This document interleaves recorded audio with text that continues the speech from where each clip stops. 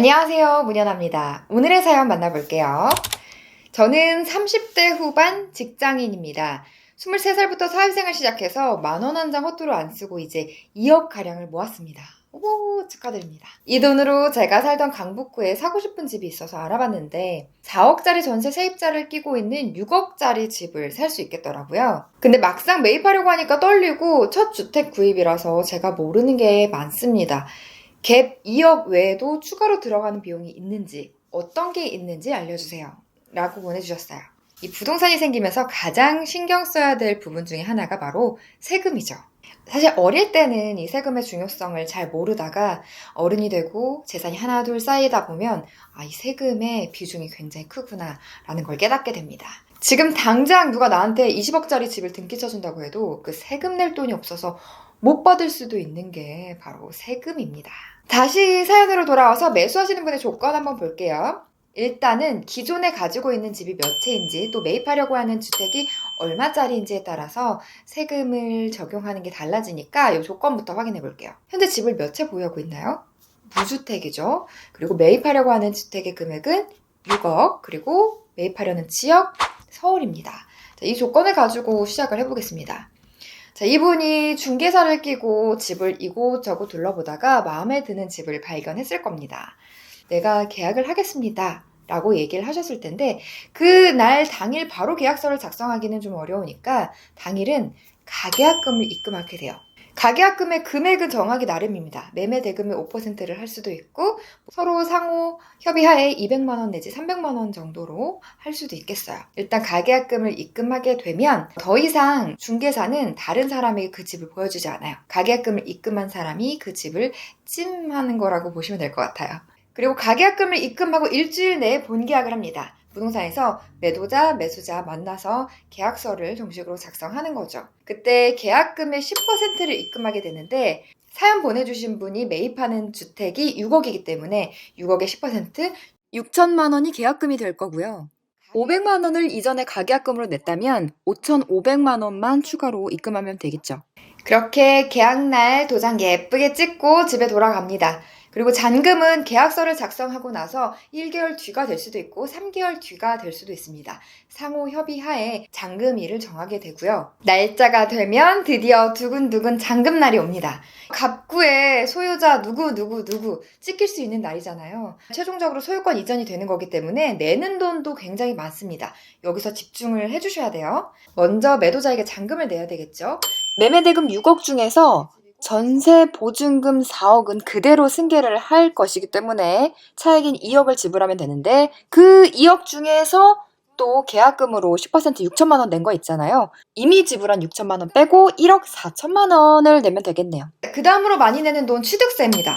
부동산 샀으니까 돈 내야죠. 취득세 내야 되는데 1주택의 경우 1에서 3% 세금을 냅니다. 6억 이하는 1% 세금을 내게 되고 지방교육세 10% 더 붙어서 1.1%, 6억에 1.1%니까 660만 원 취득세 내면 되겠습니다. 근데 만약에 내가 생애 첫 주택 구매다 하면 1년 이내에 그곳에 입주할 계획이 있다면 취득세를 200만 원 감면해주는 혜택이 있습니다.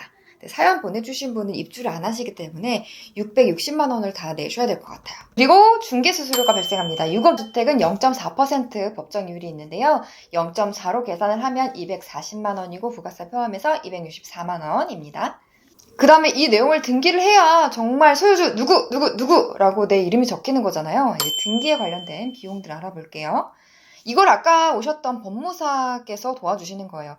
내가 아는 법무사가 있다면 아는 법무사를 대동하셔도 좋고 그게 아니라면 은행이나 중개사무소에서 법무사를 추천해주기도 합니다. 이 등기하는 내용을 셀프 등기로 하면 조금 더 비용을 아낄 수 있지만 머리 아프고 복잡하고 시간 아깝다 하시는 분들은 보통은 법무사를 많이 부르곤 해요. 자, 여기서 들어가는 세부적인 비용 인지세 15만 원에 증지세 15,000원 해서 16만 5천 원 들어가고요. 그리고 국민주택 채권을 매입해야 되는데요. 이 주택을 처음 구매하시는 분은 이 채권 자체를 굉장히 생소해 하시는 분이 많이 계세요. 그래서 이런 적도 있었습니다. 내가 이 채권을 왜 매입해야 되냐? 법무사, 당신이 이거 상품 끼워 팔게 하는 거 아니냐 하면서 30분을 그 앞에서 실랑이 하셨던 분이 계셨습니다. 근데 이거 법무사가 끼워 팔게 하는 게 아니라 나라에서 시킨 나라에서 의무예요. 이 비용은 시가 표준액을 기준으로 하는데 지금 이 사례에서 시가표준액을 제가 정확하게 모르기 때문에 6억짜리 집 70% 4억 2천만 원 정도를 시가표준액으로 산정하고 계산을 해볼게요. 채권 매입 금액이 4억 2천 기준 1,092만 원 정도 나오고요. 채권 할인료, 그러니까 내는 비용은 140만 원 정도 발생하겠더라고요. 이 할인료율은 매일매일 달라지니까 그때그때 계산 다시 한번 해보셔야 됩니다. 그리고 이 모든 등기 내용을 대행해주는 법무사 비용, 간단한 내용 같은 경우는 30만 원 내지 40만 원인데요. 그보다 위면 약간 비싸다라고 생각하시면 될 것 같아요. 여기까지가 잔금날 들어가는 비용입니다. 취득세 냈고 중개수수료, 인지세, 채권비용, 법무사 인건비 해서 총 1,000만 원 내지 1,100만 원 정도가 추가로 들어가게 될 거예요. 드디어 내 소유로 된 집이 생기게 되는 겁니다. 참 문서만 바라봐도 배가 부른 내 집 하면서 몇 날 며칠 몇 달을 지내다 보면 갑자기 고지서가 하나 딱 날라올 겁니다. 바로 재산세. 이 비용도 알고 계셔야 합니다. 올해부터 1주택자에 한해서 공시가격 6억 이하 주택에 대한 공정시장가액 비율을 조금 더 줄여줬습니다. 45%로 줄였었는데 1% 더 줄여서 44%입니다. 이 정도 공시가격이면 50만 원 정도 재산세 예상하고 계시면 될 것 같아요. 보유하는 동안 재산세뿐만 아니라 만약에 내가 대출을 받았다면 원리금 상환액까지도 생각을 하고 계셔야 보유할 때 들어가는 비용을 정확하게 계산하실 수 있을 것 같아요. 매매대금 6억에서 전세금 4억을 뺀 2억만 있으면 되겠다라고 생각하시면 안 되고 오늘 추가적으로 들어가게 되는 비용 세세하게 설명을 잘 드렸으니까 자금 계획 잘 세우시길 바랄게요. 고맙습니다.